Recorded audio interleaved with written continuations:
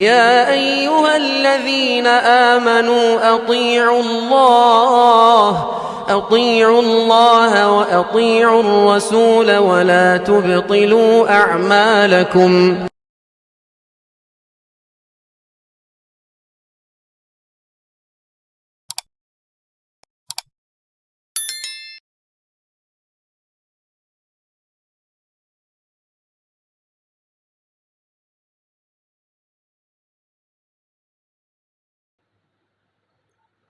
إن الحمد لله نحمده ونستعينه ونستغفره ونعوذ بالله من شرور أنفسنا ومن سيئات أعمالنا. من يهده الله فلا مضل له ومن يضلله فلا هادي له. وأشهد أن لا إله إلا الله وحده لا شريك له وأشهد أن محمدًا عبده ورسوله. يا أيها الذين آمنوا اتقوا الله حق تقاته ولا تموتن إلا وأنتم مسلمون. يا أيها الناس اتقوا ربكم الذي خلقكم من نفس واحدة وخلق منها زوجها وبث منهما رجالا كثيرا ونساء واتقوا الله الذي تساءلون به والأرحام إن الله كان عليكم رقيبا. يا أيها الذين آمنوا اتقوا الله وقولوا قولا سديدا يصلح لكم أعمالكم ويغفر لكم ذنوبكم ومن يطع الله ورسوله فقد فاز فوزا عظيما. أما بعد فإن خير الحديث كتاب الله وخير الهدي هدي محمد صلى الله عليه وسلم وشر الأمور محدثاتها وكل محدثة بدعة وكل بدعة ضلالة وكل ضلالة في النار. ہر طرح کی تعریف، بڑائی، کبریائی، حمد و ثنا، تعریف و توصیف صرف اور صرف ایک اکیلے اللہ رب العالمین کے لیے. وہی اکیلا خالق، باقی سب مخلوق. وہی اکیلا کامل کہ جس کو نیند نہیں، اونگ نہیں، بھوک نہیں، پیاس نہیں، تھکاوٹ نہیں، کسی کے اس کو ضرورت نہیں. باقی سب مخلوق ہیں، عاجز ہیں، کمزور ہیں، اللہ کی رحمت کے محتاج ہیں. وہی اکیلا ہے جو سنتا ہے، وہی اکیلا ہے جو عطا کر سکتا ہے. اسی کی چلتی ہے ان الحکم الا للہ، فیصلہ سارا کا سارا اسی کا ہے. تو جب اس کی ربوبیت میں، اس کے ناموں میں، اس کے بلند صفات میں کوئی بھی شریک نہیں، تو پھر ہماری ساری عبادتوں کا حقدار وہ اکیلا اللہ ہے کہ اسی کو چاہا جائے، اسی پہ توکل رکھا جائے، اسی سے گڑ گڑایا جائے، اسی کے سامنے سر ٹیکے جائیں اور اسی کے سامنے ہاتھ اٹھائے جائیں. ساری عبادت اسی کے لیے جائز، اور اس کے علاوہ جتنوں کی عبادت ہو رہی ہے وہ سب عبادت باطل ہے، جھوٹ ہے. لاکھوں کروڑوں درود و سلام ان مقدس ہستیوں پر جن کو اللہ رب العالمین نے ہم انسانوں کی ہدایت کے لیے چنا، ان تک وہ ہدایت کا پیغام پہنچایا جس پر چل کر انسان دنیا اور آخرت میں کامیاب ہو سکتا ہے. اور جن ہستیوں نے اللہ کی یہ امانت ہم انسانوں تک پہنچانے میں ذرے برابر کمی، کوتاہی، تقصیر نہیں کی، اور خصوصی درود و سلام ہو ان نبیوں کے امام، ساری انسانیت کے سردار، میرے اور آپ کے نبی جناب محمد رسول اللہ صلی اللہ علیہ وسلم پر. حضرات، تقریباً آج سے 2 مہینے پہلے اس مسجد میں خطبہ دیتے ہوئے میں نے ایک سلسلہ، ایک عنوان شروع کیا تھا، دین رحمت. یہ اسلام رحمت کا دین ہے، یہ لوگوں کے لیے بھلائی لایا ہے، لوگوں کی کامیابی اسی دین میں مضمر ہے. اس کا ہر حکم بہت ہی بہترین ہے، ان کی عقل کے مطابق، ان کے نفس کے مطابق، ان کے مال کے مطابق، ان کی طبیعت کے مطابق. ہر طرح کی رحمت ہے اس میں، سراسر رحمت ہے، انسانوں کے لیے بھی رحمت، جانوروں کے لیے بھی رحمت، معاشرے کے لیے بھی رحمت، عورتوں کے لیے بھی رحمت، بچوں کے لیے بھی رحمت، ہر طرح اس کا جو بھی حکم ہے رحمت سے بھرا ہوا ہے، کیونکہ اس دین کو بھیجنے والا، اس دین کے احکامات دینے والا رحمان ہے۔ رحمان سراپا رحمت، رحمت ہی رحمت، بڑا مہربان، تو کیا کوئی اس کا حکم ہم انسانوں کے لیے وبال ہو سکتا ہے؟ ہم انسانوں کے لیے اس رحمت میں کوئی زحمت ہو، اس میں کچھ زحمت تکلیف ہو سکتی ہے؟ نہیں ہو سکتی۔ اللہ علیم ہے، خبیر ہے، اسی نے ہم کو بنایا ہے، یہ نفس اسی نے بنایا ہے، اس کو معلوم ہے کہ ہمارے لیے کیا بہتر ہے، اس کو معلوم ہے کہ ہمارے لیے کس طرح کی عبادت بہتر ہے، مصیبتوں میں ہمیں کس طرح کی چیزیں ہمارے لیے بہتر ہو سکتی ہیں۔ خوشی کے عالم میں جب شیطان ہم کو خوشی کے عالم میں بہکا سکتا ہے تو اس وقت کیا حکم دیا جائے کہ آدمی خوشی کے بہانے گناہ نہ کر بیٹھے، تکلیف میں نہ چلا جائے، نہ خود کو تکلیف دے نہ دوسروں کو تکلیف دے۔ تو وہ رحمان ہے جس نے یہ دین دیا ہے، تو یہ دین سراپا رحمت ہے۔ مجھے انشاءاللہ آج کے اس خطبے میں اس دین تو بنانے والا وہ رحمان ہے جس کے ذریعے ہم کو اللہ نے یہ دین پہنچایا، وہ رحمت للعالمین، رحمت دو عالم، محسن انسانیت، جناب محمد رسول اللہ صلی اللہ علیہ وسلم کے رحمت کے پہلو پر انشاءاللہ میں گفتگو کروں گا۔ ویسے اگر رسول اکرم صلی اللہ علیہ وسلم کی رحمت کو دیکھا جائے تو اس پہ ہم کتنا بھی بولیں کم ہے، کیونکہ اللہ تعالیٰ نے رسول کو کہا کہ رحمت للعالمین، سارے دو جہاں کے لیے رحمت ہے، اس کے ہزار پہلو ہو سکتے ہیں۔ رسول صلی اللہ علیہ وسلم کی تعلیمات میں جو رحمت ہے اس کے بہت بے شمار باتیں ہیں، لیکن آج کے خطبے میں میں رسول اکرم صلی اللہ علیہ وسلم کی رحمت بھری زندگی کا ایک خاص پہلو کہ وہ کیسے معاف کر دیتے تھے، معافی کا جذبہ، اور جو لوگ ان کو تکلیف دے رہے تھے ان کے لیے رحمت کا جو جذبہ رسول صلی اللہ علیہ وسلم کے دل میں تھا، اس تعلق کو کچھ اجاگر کرنے کی کوشش کروں گا۔ علماء اکرام کہتے ہیں کہ یہ جو رسول اکرم صلی اللہ علیہ وسلم کے لوگوں کے لیے رحمت، لوگ رسول صلی اللہ علیہ وسلم کو تکلیف پہ تکلیف دیے جا رہے ہیں، لوگ رسول اکرم صلی اللہ علیہ وسلم کے لیے ہر حربہ استعمال کر رہے ہیں، لیکن رسول اکرم صلی اللہ علیہ وسلم ان کے لیے بالکل خاموش ہے، ان کو نہ گالیاں دیتے ہیں، نہ تانے دیتے ہیں، نہ بد دعا کرتے ہیں، نہ ان کے ساتھ اسی طرح کا رویہ اختیار کرتے ہیں، بلکہ خاموش چھوڑ دیتے ہیں ان کو، ان کی ہر تکلیف پہ خاموشی اختیار کیے ہوئے ہیں۔ یہ بولتے ہیں کہ رسول اکرم صلی اللہ علیہ وسلم کی زندگی کا یہ ایسا ایک پہلو ہے کہ جس کو ہم سوچ بھی نہیں سکتے، سمجھ بھی نہیں سکتے، اس کا ادراک نہیں کر سکتے۔ جی ہاں، یہ دیکھیے نبی کریم صلی اللہ علیہ وسلم 40 سال تک جو زندگی گزارے، بڑی عزت والی، بڑے مقام والی، عرب کے مکے کے سارے لوگ کہتے تھے کہ اس مکے کا سب سے اچھا نوجوان یہ محمد، یہ صادق ہے، یہ امین ہے، اور رسول کے بھی اخلاق وہی تھے۔ حضرت خدیجہ رضی اللہ تعالی عنہ نے رسول اکرم صلی اللہ علیہ وسلم جب پہلی وحی کے بعد ڈر کر آئے تھے، بخار چڑھ گئی تھی رسول اکرم صلی اللہ علیہ وسلم کو، کہا فوراً آ کے لیٹ گئے کہ زملونی زملونی، مجھے چادر اڑاؤ، مجھے چادر اڑاؤ، کوئی مجھے مارنا چاہ رہا ہے، کوئی میری جان کے در پہ ہے۔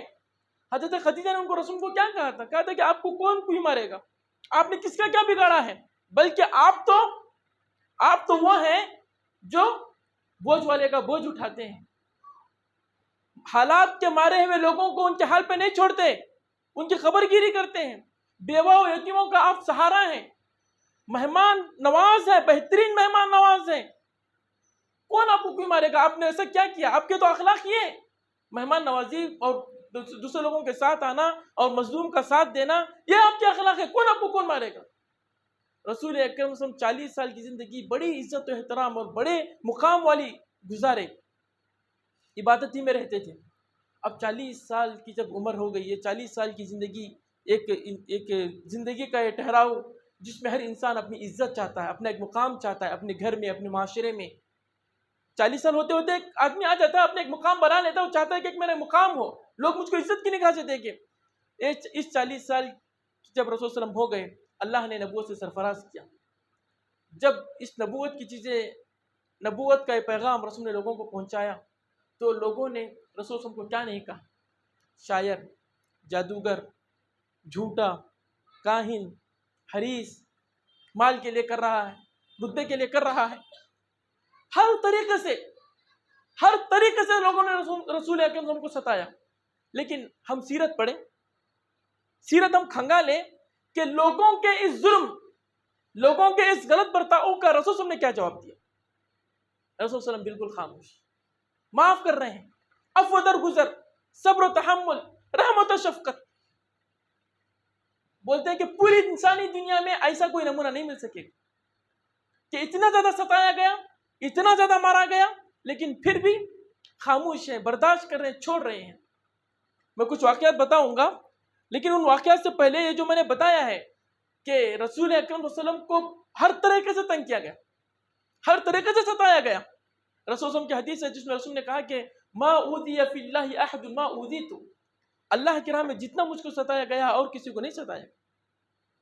ہر طریقے سے ذہنی ٹینشن دے کر، رسول صلی اللہ علیہ وسلم کی نسب میں کیڑے نکال کر، رسول اکرم صلی اللہ علیہ وسلم کے راستے میں کانٹے بچھا کر، رسول صلی اللہ علیہ وسلم کے گھر میں گندگی پھینک کر، رسول اکرم صلی اللہ علیہ وسلم کی نیت پہ شک کر کے کہ نہیں اس کے جو دعوت دے رہے ہیں اس میں ہم کو وہ ہم کامیاب ہو، یہ مطلب نہیں ہے، یہ اپنے مال کے لیے کر رہے ہیں، اپنے عہدے کے لیے کر رہے ہیں.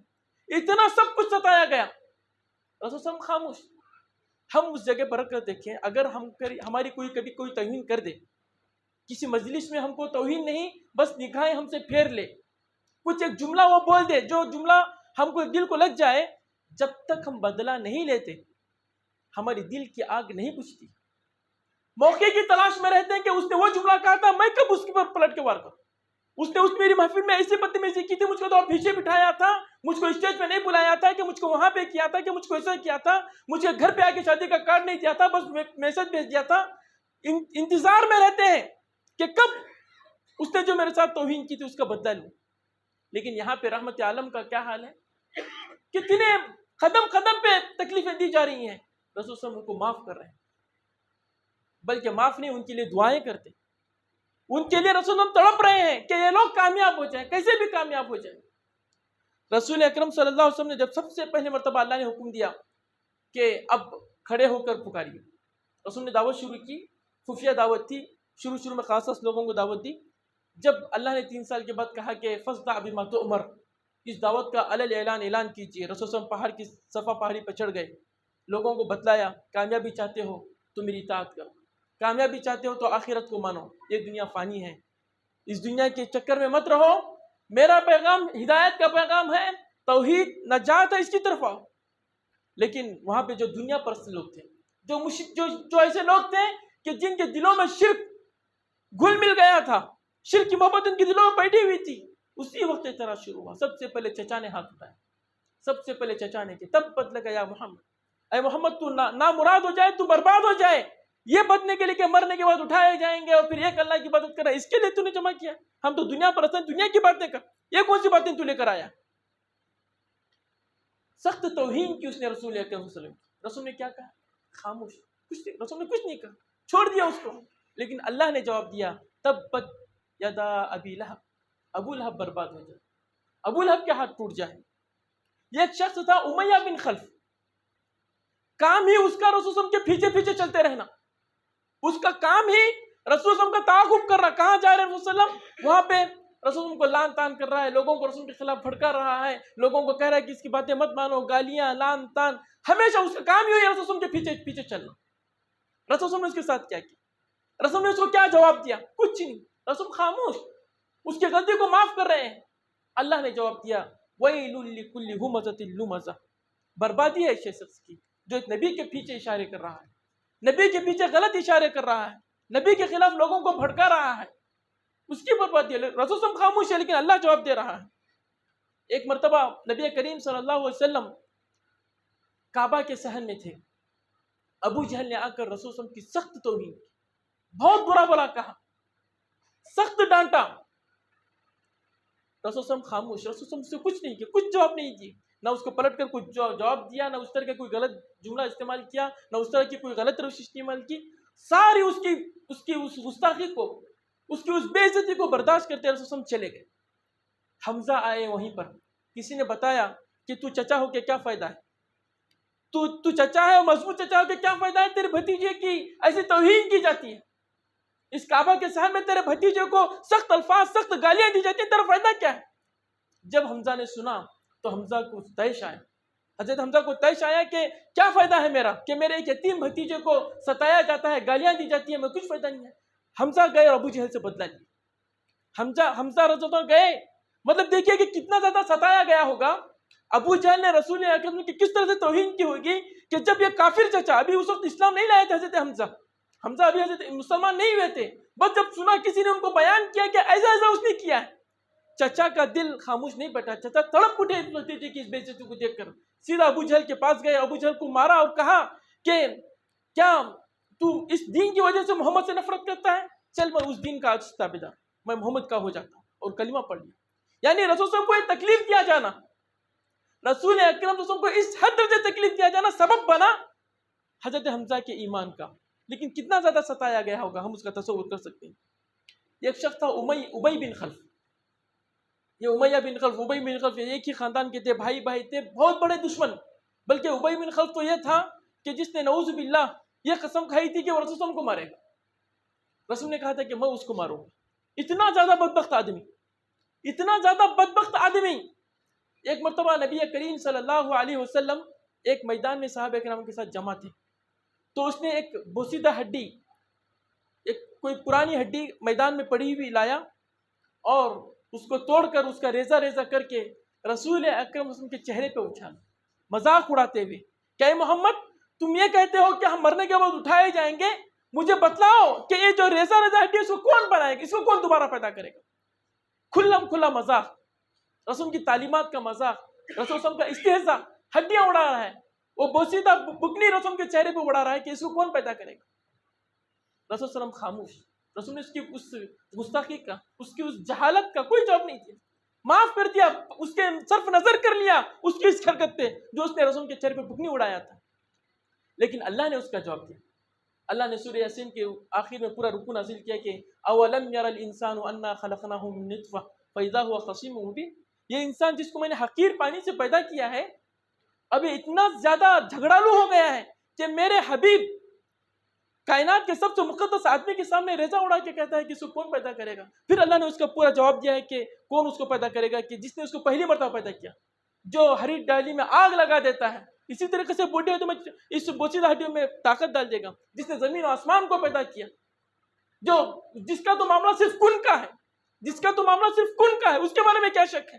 لیکن یہ سوچئے کہ اس نے رسول اکرم صلی اللہ علیہ وسلم کی کیسے توہین کی تھی، رسول اکرم کا کیسا مذاق اڑایا تھا کہ اللہ نے اس کے تعلق سے اتنی ساری آیتیں نازل کی کہ اس کا جواب یہ دیجیے، اس کا کیا انداز تھا کہ اللہ رب العالمین نے اس طریقے سے آیتیں نازل کی۔ لیکن رسول صلی اللہ علیہ وسلم خاموش، نہ اس کے خلاف بددعا، نہ اس کے خلاف گالی گلوچ، نہ اس کے خلاف صحابہ کو کچھ حکم دینا، نہ اس طرح سے کچھ نہیں، خلاص خاموش صبر کر رہے ہیں۔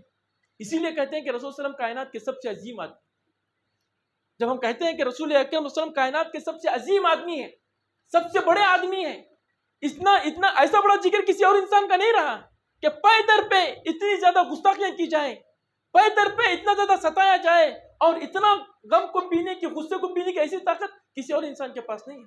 وہ جو ہم بار بار سنتے ہیں کہ ایک بڑے فلاسفر نے، بڑے دانشور نے سوچا تھا کہ دنیا کے 100 آدمیوں کو، 100 عظیم شخصیتوں کو جمع کرے، اور وہ جب مجبور ہوا اس نے سارے لوگوں کی سیرت پڑھی، ان کے واقعات کو دیکھا کہ غصے میں کیا انہوں نے رویہ اپنایا ہے، خوشی میں کیا رویہ اپنایا ہے، غریبوں کے ساتھ کیا رویہ اپنایا ہے، کوئی ایک آدمی مالدار کے ساتھ کیا رویہ اپنایا ہے، تو وہ مجبور ہوا کہ اگر کوئی انسان اپنے اخلاق میں کامل تھا، کوئی انسان غصے کی حالت میں بھی، خوشی کی حالت میں بھی، امیری کی حالت میں بھی، غریبی کی حالت میں جو بہترین ماڈل بن سکتا ہے وہ محمد ہے، ہمیں وہ شخص کی گواہی نہیں چاہیے۔ جب قرآن نے کہہ دیا وَإِنَّكَ لَعَلَىٰ خُلُقٍ عَظِيمٍ، اے نبی کریم صلی اللہ علیہ وسلم آپ بے شک آپ سب سے اچھے بلند اخلاق اور فائز ہیں، تو ہمیں کسی اور کی گواہی نہیں چاہیے۔ بس ایک علمی لحاظ سے بتایا جا رہا ہے کہ اس نے چونکہ بڑا آدمی تھا، علم والا آدمی تھا، فلاسفر تھا، دانشور تھا، اس نے ہر ایک کی زندگی کو ہر لحاظ سے پڑھا، لیکن وہ مجبور ہوا کہ رسول اکرم ہم کو سب سے پہلے نمبر پر رکھے۔ رسول اکرم صلی اللہ علیہ وسلم کا یہ چیز، رسول صلی اللہ علیہ وسلم کا دوسرا بیٹا فوت ہوا، پہلے بیٹے بھی فوت ہو گئے قاسم، اور دوسرے بیٹے بھی عبداللہ فوت ہو گئے۔ عربوں میں بیٹوں کی بڑی اہمیت تھی، کہتے تھے کہ بیٹوں سے نسل چلتی ہے، بیٹے زینت ہیں، بیٹے زینت ہے، بیٹوں سے نسل چلتی ہے۔ رسول اکرم صلی اللہ علیہ وسلم کے جب جو دوسرے بیٹے کی وفات ہوئی تو یہ جتنے دشمنان رسول تھے، جتنے رسول صلی اللہ علیہ وسلم کے جو بڑے دشمن تھے، سب رسول کو تانا دینے لگے کہ محمد دم کٹے، محمد کی نسل نہیں چلے گی. یہ سخت رسول پر یہ جملہ سخت گزر رہا تھا، لیکن رسول صلی اللہ علیہ وسلم خاموش. رسول نے کوئی جواب نہیں دیا. اللہ نے رسول کی طرف سے جواب دیا کہ ان شانیک هو الابتر انا اعطیناک الکوثر. اے اللہ کے نبی، اگر ہم نے آپ کو اگر بیٹا نہیں رکھا ہے ہماری کسی مصلحت کی وجہ سے، لیکن ہم نے آپ کو اس کے بجائے بہت زیادہ خیر دیا، خیر کثیر دیا ہے، جنت میں حوض کوثر بھی آپ کو دیا ہے. ان شانیک هو الابتر. آپ فکر نہ کریں، آپ کا یہ دشمن ہی دم کٹا ہے. یہ دشمن آپ کے وہ ہیں کہ جن پہ ساری دنیا جن پہ لعنت کرتی رہے گی، جن کے لیے بددعائیں کرتے رہے گی، لیکن آپ کا ذکر اونچا رہے گا، آپ کا ذکر اونچا رہے گا. آپ اس کی فکر نہ کریں. آپ پوری رسول کی زندگی آپ غور کریں. رسول اکرم کا مذاق اڑایا گیا، ٹھٹا اڑایا گیا، رسول اکرم کو گالیاں دی گئیں، تانے دیے گئے. رسول اکرم صلی اللہ علیہ وسلم کو دیوانہ، پاگل، شاعر، مجنون سب کہا گیا.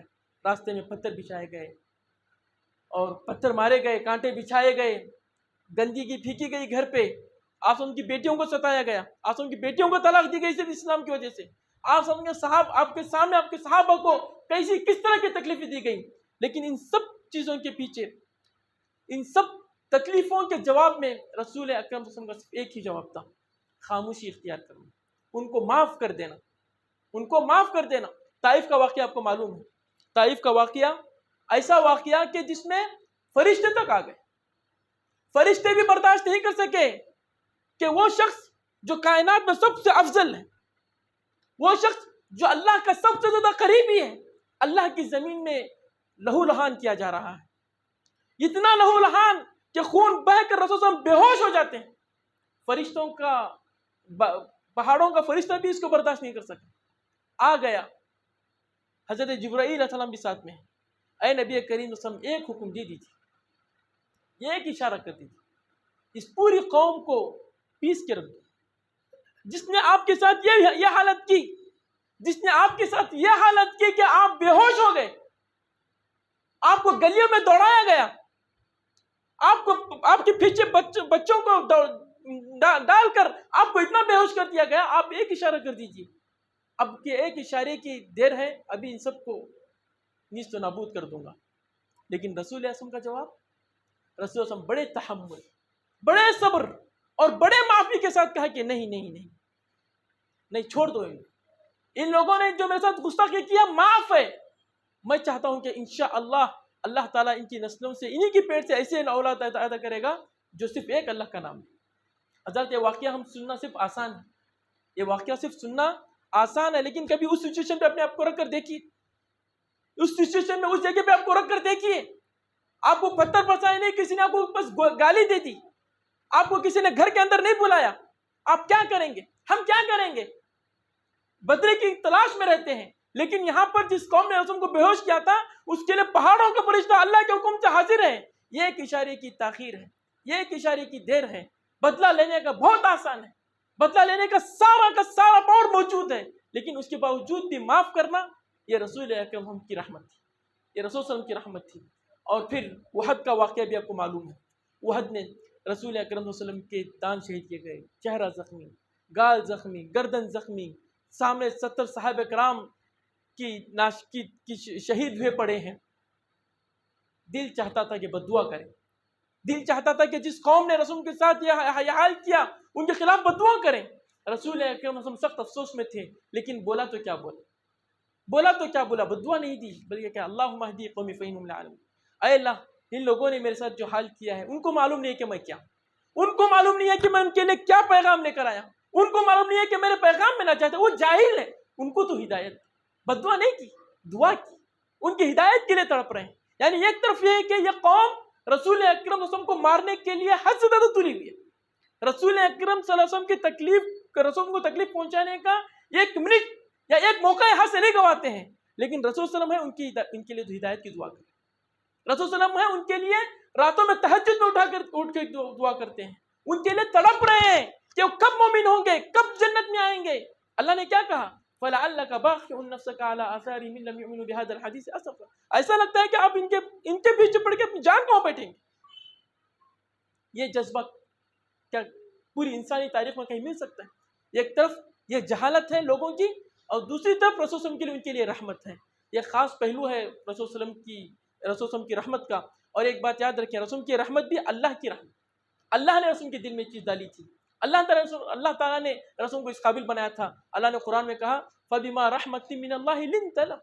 یہ اللہ کی رحمت ہے کہ اللہ نے آپ کو ان لوگوں کے لیے اتنا نرم بنایا ہے. اگر آپ سخت زبان ہوتے، اگر آپ سخت دل ہوتے، اگر آپ لوگوں کو قبول کرنے والے نہ ہوتے تو پھر اسلام کا یہ بول بالا نہ ہوتا. اتنی بہترین ٹیم، اتنے عظیم صحابہ کی یہ ٹیم اتنی جلدی آپ کے سامنے جمع نہیں ہو سکتی تھی. تو بہرحال یہ رسول اکرم صلی اللہ علیہ وسلم کی رحمت تھی. رسول اکرم صلی اللہ علیہ وسلم کا ایک خاص صفت کہ اتنے زیادہ ظلم کے باوجود لوگوں کو صرف نہ خاموش رہے بلکہ ان کے لیے دعا، ان کی ہدایت کے لیے تڑپنا اور ان کے لیے کامیابی کی امید یہ کرنا، یہ رسول کی صفت تھی. رسول اکرم صلی اللہ علیہ وسلم پہ ہمیں بار بار درود پڑھنے کا حکم ہے. اسی میں جمعے کا حکم بھی دیا جاتا ہے صلی اللہ علیہ وسلم.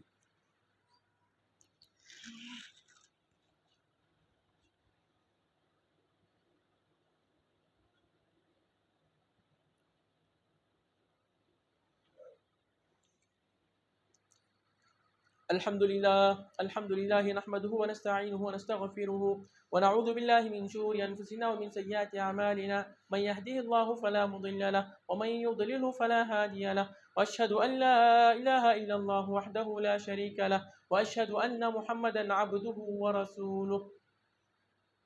حضرات، خطبہ تھا رسول اکرم صلی اللہ علیہ وسلم کی سیرت پر، رسول صلی اللہ علیہ وسلم کے اس خاص وصف پر. ہمیں معلوم ہے کہ آج جمعہ کا بھی دن ہے. رسول اکرم صلی اللہ علیہ وسلم پر درود پڑھنے کی خاص فضیلت وارد ہے. اور پھر اللہ نے ہمیں اس کے بارے میں قرآن میں اس کے پڑھنے کے بارے میں حکم بھی دیا. اللہ نے کہا ان اللہ وملائکتہ یصلون علی النبی یا ایھا الذین آمنوا صلوا علیہ وسلموا تسلیما. اللهم صل علی محمد وعلى آل محمد كما صليت على إبراهيم وعلى آل إبراهيم إنك حميد مجيد.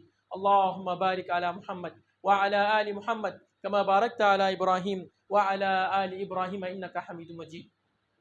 اور ایک خاص اعلان ہے کہ انشاءاللہ اسی اتوار کو مرکزی اہل حدیث مسجد چار مینار میں اہل حدیث کانفرنس کے نام پر ایک کانفرنس صبح 10 بجے سے شام کے 9 بجے تک منعقد ہے. انشاءاللہ اس میں ہمارے جو سلفی عقیدہ ہے، جو صحابہ کرام تابعین کا جو عقیدہ ہے، اس عقیدے کے جو ماہرین ہیں الحمدللہ، جو اچھے جید علماء اللہ نے ہم کو عطا کیے، ان کے بیانات ہوں گے. اللہ رب العالمین سے دعا ہے کہ اللہ تعالی ہمیں صحیح منہج عطا فرمائے. رسول اکرم ان کی سچی محبت ہمارے دل میں ڈال دے.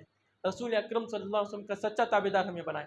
جہاں کہیں مسلمان پریشان حال ہیں، جنگ کے حالت سے گزر رہے ہیں، اللہ ان پر اپنا رحم و کرم نازل فرمائے. جلد از جلد امت محمدیہ سے یہ جنگ کی حالت دور ہو.